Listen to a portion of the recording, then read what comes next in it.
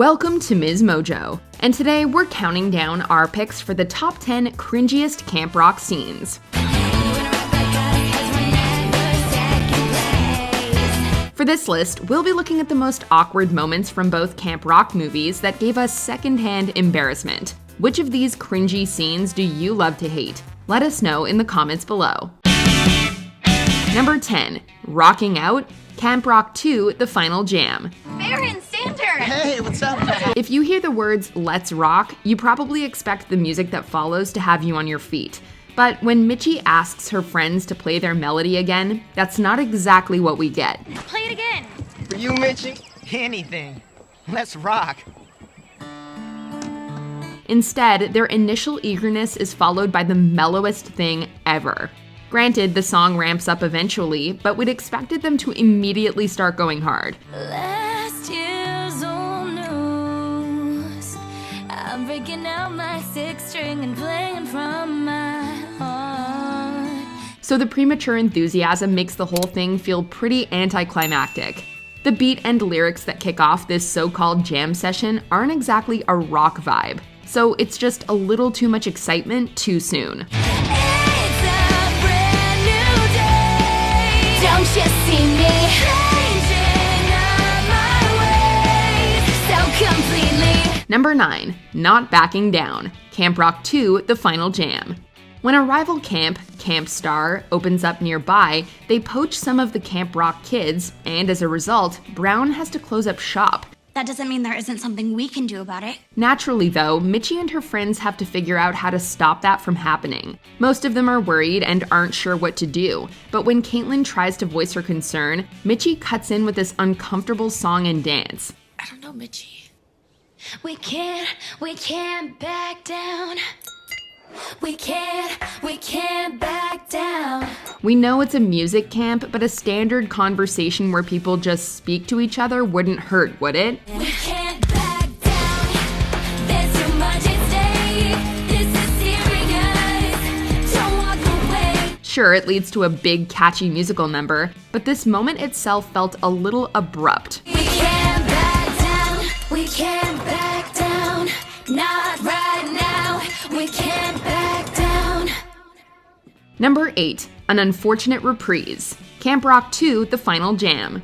When the second film begins, it really seems like Tess has changed her ways. But then the newly formed Camp Star puts on a wild performance of a song called Fire. I'ma light it up, gotta make it hot. The stage is mine, set it up. And when they invite the Camp Rockers to switch over to their side, Tess jumps ship. Guess what? My mom said yes. I get to make the switch. While we don't love the move, we weren't exactly shocked. The part that has us cringing, though, is when she's speaking to Camp Star's lead singer Luke and then performs a mini reprise of Fire.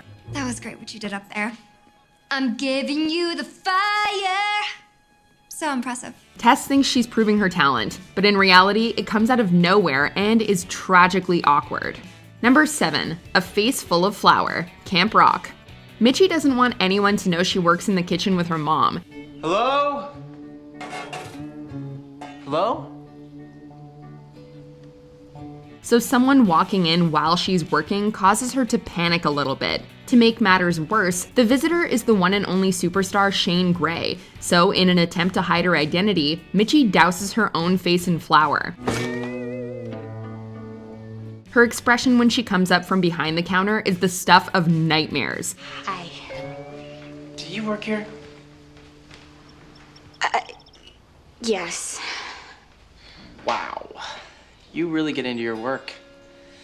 I'm Shane, but I'm sure even the kitchen help knows that. Shane acts like a jerk, complaining about the camp food, and Mitchie rightfully calls him out for his bad attitude. But it's honestly hard to take her seriously when she looks like she took a bath in flour. Can I just talk to whoever's in charge? Excuse me? What? Well, you're kind of being a jerk. And you are? A person. And there's a way to talk to a person, and that's not it. Number 6. Not So Cool, Camp Rock. Too cool for my dress. These shades only my head. Everything you say is so irrelevant. The campfire is supposed to be Tess's moment to shine. We totally get that this song is meant to convey her cool, popular girl energy, and that subtlety is perhaps not this franchise's forte, but everything from the lyrics to the dance moves here are pretty cringe. Don't take it personal, don't get emotional.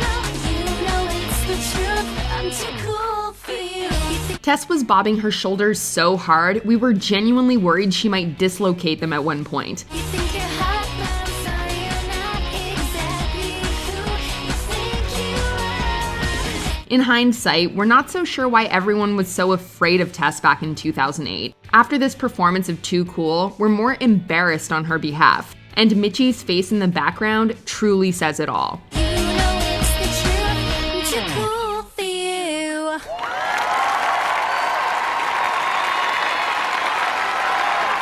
Number 5, an obnoxious pop star moment, Camp Rock. The Camp Rock movies give us the Jonas Brothers as the fictional band Connect 3. I don't want to waste my summer at some camp. I'm Shane Gray, for crying out loud. And it is truly priceless. The first film focuses most on Joe's character Shane Gray, but the trio's car scene lives in our heads rent-free to this day. Shane needs to go to Camp Rock in an effort to fix his bad boy image and get the group some good press. Hey man, we used to love this place. 3 years ago, we were campers. Yeah man, this is where Connect 3 connected. Watching him behave like a spoiled pop star refusing to go to camp then is truly something to behold. He's acting like they're sending him to jail. And you get to see your Uncle Brown. Not a selling point. It's so unforgettable that the band recreated the scene on TikTok in 2020. And it's just as amazingly cringeworthy as the original. I don't want to waste my summer at some camp. I'm Shane Gray, for crying out loud. Number 4, the hand gesture, Camp Rock. The rivalry between Tess and Caitlin is a big part of the first Camp Rock film. You are so full of it! So we'd be remiss not to mention this moment between the pair, which is both hilarious and absolutely ridiculous. You can't stand that people might actually like what other people do. As we all know, Tess thinks she's too cool for pretty much everything regular people do. Apparently that means she's also above using words to speak. Instead, she uses her hands to spell W-E-M-L, and her minions have to translate. She said, "Whatever, major loser." If we're being honest, many of us jokingly recreated this gesture after seeing the movie for the first time. But we can admit that it's smug, silly, and just plain weird. Oh, wow, Tess. Whatever major loser? That is so last year. I mean, everyone knows that. Oh, well, I guess not everyone. It's safe to say that Mitchie was right on the money with her comeback. Number 3, Blingalicious, Camp Rock. One bag? You can't possibly have all your clothes in there. In an attempt to distract her new friends from her less than stylish wardrobe, Mitchie compliments Tess's charm bracelet. Wow, really cool bracelet. And it works because the diva's favorite subject is herself. Tess then explains that it was a gift from her mother, who adds to it every time she wins a Grammy. It's from my mom. Every time she wins a Grammy, she adds a charm. That obnoxious response aside, it's Mitchie's reaction that really rubs us the wrong way. There were so many words she could have used to describe the accessory. Pretty, cute, or shiny are just a few that come to mind. Instead, she goes with this. Totally blingalicious. Okay, so she's trying to keep up and seem like she's in the know, but this certainly didn't help her cause. Number 2, The March, Camp Rock 2, The Final Jam. As Mitchie and the gang get comfortable with their new jobs as counselors, they decide to show Camp Star what they're capable of. We definitely appreciate the sentiment here, but we also wish they skipped the part where they laid the challenge to them in the most mortifying way possible. Camp Rock! Camp Rock! First, Camp Rock marches across the lake chanting while doing some super odd choreography, which is meant to be intimidating but is quite the opposite, and then things don't get much better when they're on stage. Yeah, that's right. We're here on your stage. So you guys didn't really give us a chance to answer back the other night. But guess what? That's gonna change. When the two camps begin facing off, everything just feels way too intense. It's cringe at almost every turn. Come on, come on, come on, come on, ready or not. La la la la la la, let me see how you vibe. It's on, it's on, it's on. Before we continue continue, be sure to subscribe to our channel and ring the bell to get notified about our latest videos. You have the option to be notified for occasional videos or all of them. If you're on your phone, make sure you go into your settings and switch on notifications. Number 1. A questionable performance. Camp Rock. Give it up for the awesome Caitlin Geller! We get a glimpse of Caitlin's talent a few times before the final jam, and it never inspires a great deal of confidence. Just look at how she introduces herself to Mitchie. Check me out. Cool. But things only get cringier when Caitlin delivers a full-blown performance at Pajama Jam.